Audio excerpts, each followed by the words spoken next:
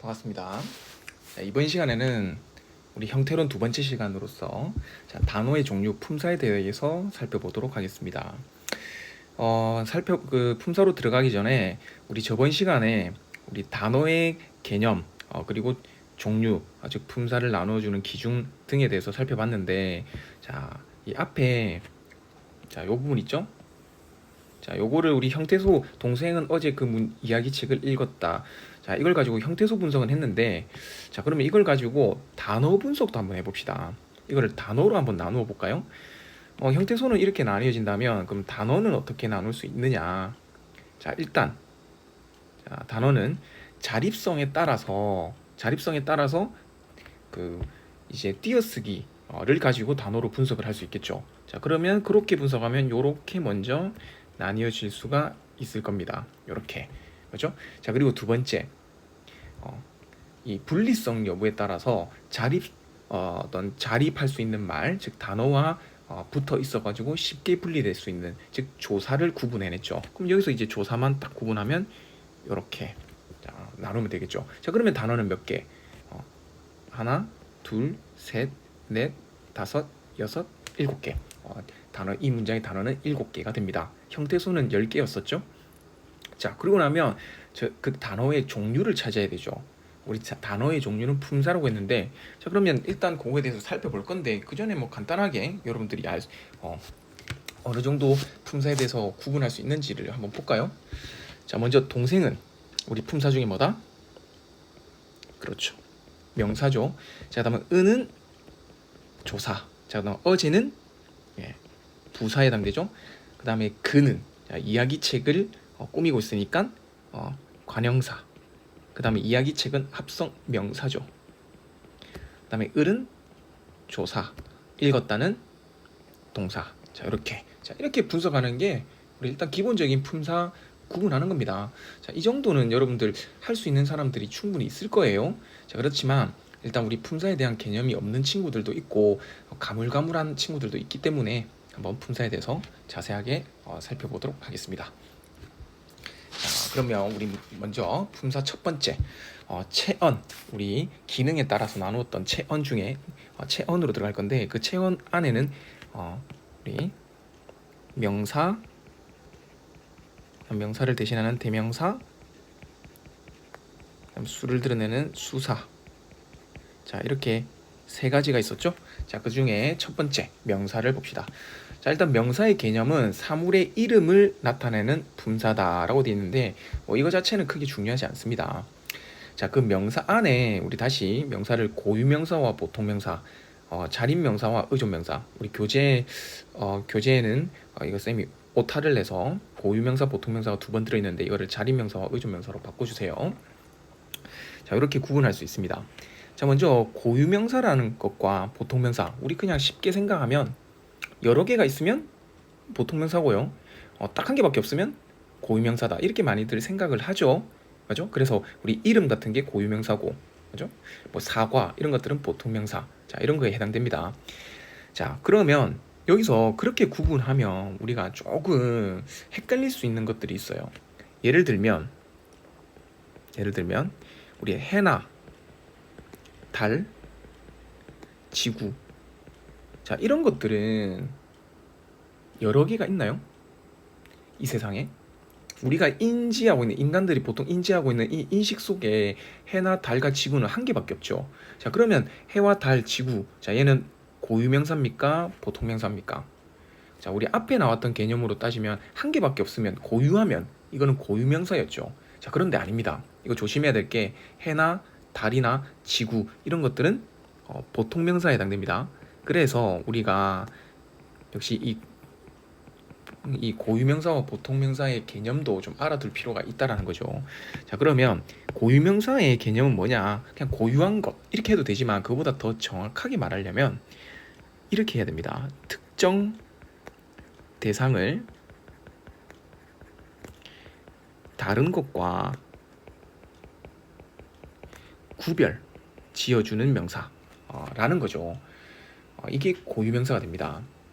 알겠죠? 그냥 특정 대상을 다른 것과 구별하는 이런 명사를 우리는 고유명사다라고 얘기합니다. 그 다음에 보통명사는 보통명사는 여러 사물에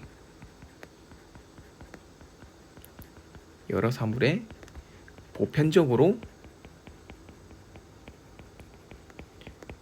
적용될 수 있는 명사를 우리는 보통명사라고 합니다. 자, 그러면 해, 달, 지구. 자, 얘들이 왜 고유명사가 아니고 보통명사냐? 그러니까 해와 달과 지구는 이 특정 대상을 다른 것과 구별할 필요가 없는 거죠. 구분하기 위해서 지어진 말들이 아닙니다. 그러니까 예를 들어 쉽게 생각해 보면 우리 은하계에도 해가 있지만 또 다른 은하계에도 해가 존재할 수 있죠. 맞죠?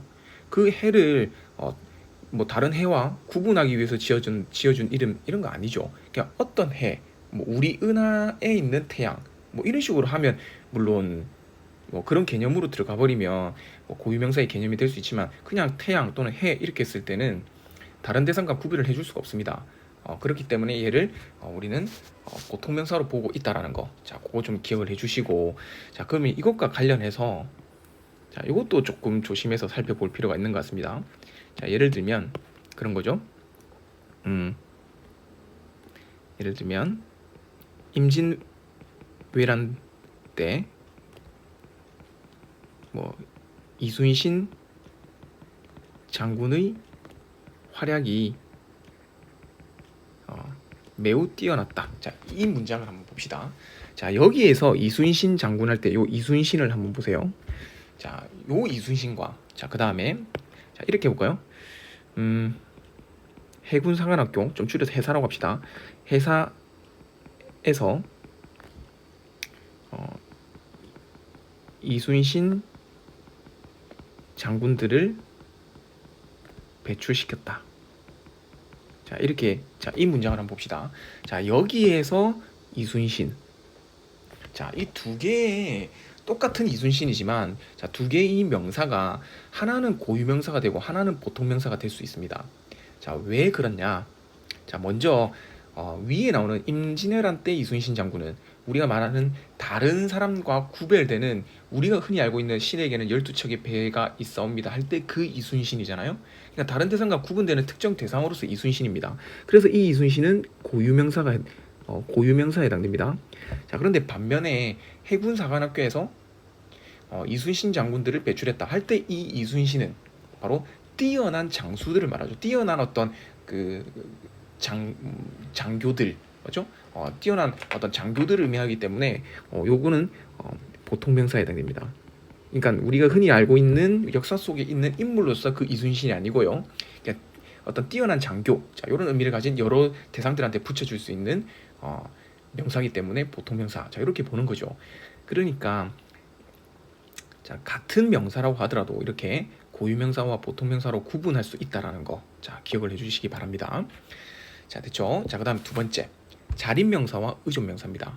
그러니까 자립명사는 말 그대로 홀로 쓰일 수 있는 명사죠.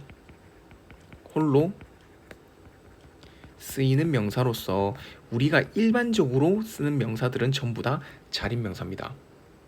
자, 반면에 의존명사는 항상 반드시 명사를 수식하는 이 관형어. 자, 이 명사를 수식하는 이 관형어를 필요로 하는 명사를 우리는 의존명사라고 합니다. 자, 예를 들면 우리 이것 저것 할 때 것, 맞죠? 뭐 나는 뭐뭐 할 수 없다 할 때 뭐 수, 그죠? 또 뭐는 개가 두 마리 있다 할 때 마리, 뭐 몇 개 할 때 개. 자, 이런 것들. 자, 이런 것들이 다 의존명사에 해당됩니다. 그죠? 예를 들면 그러면 뭐 이것도 크게 어려울 건 아닌데 우리가 조금 조심해야 될 건 이런 게 있습니다. 예를 들면 여기에 서면에 나가니까 서면에 사람이 정말 많더라. 자, 이 문장과 그 다음에 서면에 가니 딱 두 사람이 있더라. 자, 요 문장에서 똑같이 지금 사람 자, 이렇게 쓰였죠. 자, 그런데 요 위에 나오는 이 사람은 우리 홀로 쓰이는 자립명사에 해당됩니다. 자, 반면에 두 사람이 있다 할 때 이 사람은 이 둘이란 두라는 수관형사 뒤에 붙어서 단위성 의존명사로 쓰였다라는 거. 즉 똑같은 사람이지만 문장에 따라 쓰임에 따라서 자립명사로 쓰일 때도 있고 의존명사로 쓰일 때도 있다라는 거. 자, 요거 꼭 기억을 해주세요. 자, 됐죠? 자, 그리고 한 개 조심해야 될 거. 이거는 정말 많은 사람들이 좀 실수를 하는 건데 잘 모르고 넘어가는 경우가 많던데, 자, 그러면 보세요. 자립명사는 당연히 형태소로 따지면 자립형태소겠죠. 그러면 의존 형태소는 자립 형태소일까 의존 형태소일까?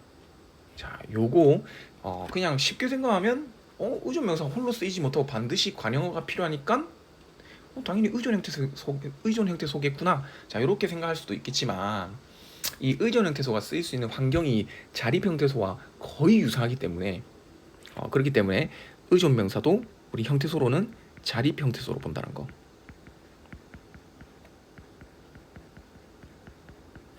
자, 요거를 좀 기억을 해주세요. 다음은 대명사로 가겠습니다. 자, 대명사는 명사를 대신 나타내는 분사, 이거를 대명사라고 얘기하는데, 자, 그 대명사는 크게 두 가지로 나눌 수 있습니다. 인칭 대명사와 지시 대명사. 자, 여기서 인칭 대명사 말 그대로 1인칭, 2인칭, 3인칭으로 나눠져 있는데, 대표적으로 나가 1인칭 대명사고, 뭐 너, 당신 이런 게 2인칭 대명사고, 또는 그녀 이런 게 3인칭 대명사에 해당되죠. 어려운 건 전혀 없을 겁니다. 자, 근데 여기서 우리가 조금 조심해야 될 거는, 우리 알아볼 거는 바로 이 제귀칭이라는 게 있죠. 인칭 대명사 중에는 제귀칭 대명사가 있습니다. 자, 제귀칭 대명사라는 거는 그죠? 그 문장 앞에서 쓰인 이제 명사를 한 번 더 가리킬 때 우리 제귀칭이라고 하는데, 자, 예를 들면 이런 문장이 있겠죠. 할아버지께서는 생전에 당신의 말을 꼭 지키셨다. 자, 이런 문장을 한번 봅시다. 자, 요 문장을 보면, 자, 여기에서 당신이라는 요 명사를 한번 보세요. 자, 우리 당신은 2인칭 대명사로도 쓰이는데, 자, 여기서 당신은 2인칭, 즉 너를 의미하는 대명사로 쓰인 게 아니고 바로 누구? 그래서 할아버지를 다시 한 번 더 가리키고 있는 거죠. 즉 할아버지를 대신해서 한 문장 안에 나온 다른 명사를 대신해서 썼기 때문에 이거를 제2칭 대명사라고 얘기합니다. 맞죠? 대표적인 게 당신 또는 자기 또는 자신 이런 것들이 있죠. 자, 요 제2칭 대명사는 그러면 몇 인칭? 인칭으로 따지면 몇 인칭 대명사냐? 바로 3인칭 대명사라는 거. 자, 요거를 좀 알아두시면 좋습니다. 즉 제2칭 대명사는 인칭으로 따지면 3인칭이다. 자, 그리고 부정칭, 미지칭 이란 것도 있는데, 자, 부정칭 대명사와 그 다음에 미지칭 대명사라는 것도 있는데, 자, 이것에 대해서는 다음에 문제풀이 할 때 좀 더 자세하게 다루도록 할게요. 뭐 간단하게만 얘기하면 부정칭과 미지칭, 뭐 누구, 아무 뭐 이런 것들이 부정칭과 미지칭이 될 수 있는데, 이 둘을 구분하는 방법은 이제 부정칭은 그 대상이 있는지 없는지조차도 모를 때, 정해져 있지 않을 때 우리 부정칭이라 하고, 미지칭은 대상은 있긴 있는데 그 대상이 누군지를 모를 때 우리는 미지칭이라고 합니다.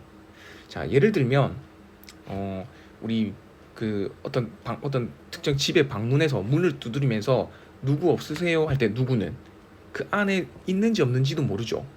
그렇죠? 자, 그럴 때 이 누구는 있는지 없는지도 모르니까 부정칭에 해당되고요. 예를 들면 누가 이제 집에 있는데 벨을 눌렀습니다. 자, 벨을 눌러서 우리 스크린으로 보니까 어떤 특정 사람이 있는 거예요. 그래서 누구세요? 이렇게 할 수 있죠. 그러면 이 누구는 일단 대상은 정해져 있지만 누군지를 모를 때 쓰는 거니까 미지칭. 자, 이렇게 구분할 수 있습니다.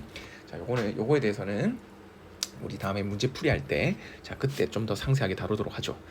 자, 그리고 나면 이제 지시대명사입니다.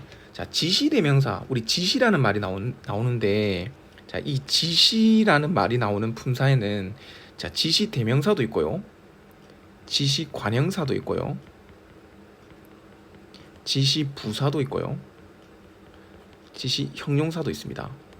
자, 그랬을 때 이 지시라는 말이 나오면 무조건 이그저 이걸 떠올려 주세요. 이그저. 그죠? 지시가 나오면 전부 다 이그저와 관련돼 있습니다. 그래서 지시 대명사는 뭐 바로 뭐 이것, 그것, 저것, 뭐 이런 이거라든가 아니면 뭐 이곳, 그곳, 저곳. 자, 이런 것들이 지시 대명사가 됩니다. 그럼 지시 관형사는 이, 그, 저 이게 지시 관형사고요. 지시 부사는 뭐 이리 오너라 할 때 이리, 그리, 저리 이런 것들이 지시 부사고요. 지시 형용사는 이러하다, 그러하다, 저러하다 이런 게 지시 형용사가 됩니다. 자, 그러니까 지시라는 말이 나오면 무조건 이, 그, 저 이걸 떠올려 주시면 됩니다. 됐죠? 자, 여기는 이, 그, 저를 떠올려라. 자, 됐죠? 여기까지가 대명사였습니다. 자, 그리고 나면 이제 우리 체언 중에 마지막 수사입니다. 자, 수사는 사물의 수량이나 순서를 나타내는 품사인데 사물의 수량을 나타내는 수사를 우리는 양수사라고 하고요. 그 다음에 순서를 나타내는 수사를 서수사라고 합니다. 자, 그러니까 양수사 뭐 대표적으로 하나, 둘, 셋, 넷, 자 이런 것들이 있고요. 자, 서수사는 첫째, 둘째, 셋째 이런 것들이 서수사에 해당되는 거죠. 그렇죠? 그러니까 양수사와 서수사를 구분하는 것은 뭐 어렵지 않습니다.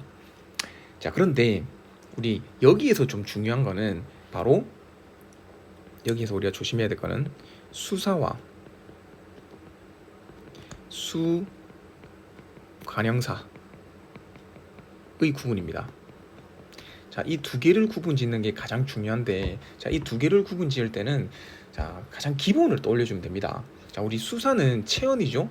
자, 보세요. 선생님이 여기서 뭐 언급은 안 했지만 가장 중요한 걸 언급 안 했네요. 우리 체언의 가장 중요한 특징은 바로 뒤에 조사가 온다는 거. 자, 이게 정말 가장 중요한 특징이죠. 즉 체언은 뒤에 조사를 붙일 수 있다는 게 가장 중요한 특징이죠. 자, 그리고 나면 수관형사는, 그럼 수관형사의 특징은 바로 뒤에 의존 명사가 온다는 게 특징입니다. 즉 수사는 뒤에 조사가 오요.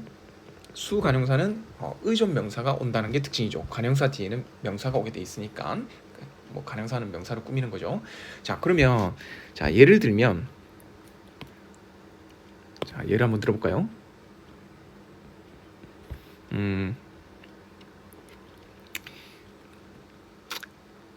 친구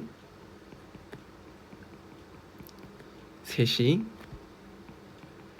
걸어간다. 자, 요 문장 있고요. 그 다음에 친구 세 명이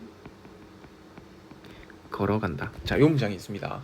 자, 여기에 뭐 차이는 셋이고 세 명인데, 자, 이 두 문장의 의미로 따졌을 때는 차이가 있나요? 이거는 완벽하게 똑같죠. 이 둘은. 그렇지만 이 셋이 할 때 셋이와 세 명은 품사는 다릅니다. 자, 어떻게? 자, 이 할 때 셋은 뒤에 이라는 조사가 왔죠. 그러면 얘는 뭐다? 수사가 되는 거죠. 자, 그다음에 세 명이 할 때 세 뒤에는 명이라는 단위성 의존 명사가 왔습니다. 그러면 얘는 수 관형사라는 거죠. 자, 이렇게 구분하고 그다음에 한 개 더. 자, 우리 체언과 조사는 붙였습니까? 띄었습니까? 붙여 쓰죠. 우리 분리성에 의해서 단어가 되는 붙여 쓰기를 합니다. 자, 반면에 수관형사와 단위성 의존명사, 의존명사는 다른 품사이기 때문에 다른 단어이기 때문에 얘는 띄어쓰기를 합니다. 자, 이것까지. 그래서 우리 이 두 개의 띄어쓰기까지 구분하는 걸 가지고 품사 통용 또는 띄어쓰기 구분하기 또는 품사를 구분하기 문제, 자, 이런 것들이 자주 나오니까 좀 기억을 해주세요. 즉 수사와 수관형사를 구분하는 방법은 수사 뒤에는 조사가 와서 붙여쓰고 수관형사 뒤에는 단위성 의존명사가 와서 띄어쓴다라는 거. 자, 요거를 꼭 기억해 주세요. 자, 일단 여기까지 우리 수사 즉 체언까지를 다 살펴봤는데 자, 앞에서 얘기도 했지만 이 체언이라는 건 항상 뒤에 조사가 붙는다는 거. 조사가 붙어서 문장에서 주어나 목적어나 관형어나 부사어나 뭐 서술어나 이런 기능들을 가지게 되는 가장 몸통이 되는 분사를 우리는 체언이다. 그 안에는 명사, 대명사, 수사가 있다. 자, 각각의 특징들과 좀 조심해야 될 것들을 얘기해 줬으니까 그런 것들은 좀 여러분들이 좀 공부를 해서 좀 복습을 해서 꼭 기억을 해주시기 바랍니다. 자, 그러면 오늘 체언까지 하겠습니다. 자, 수고했습니다.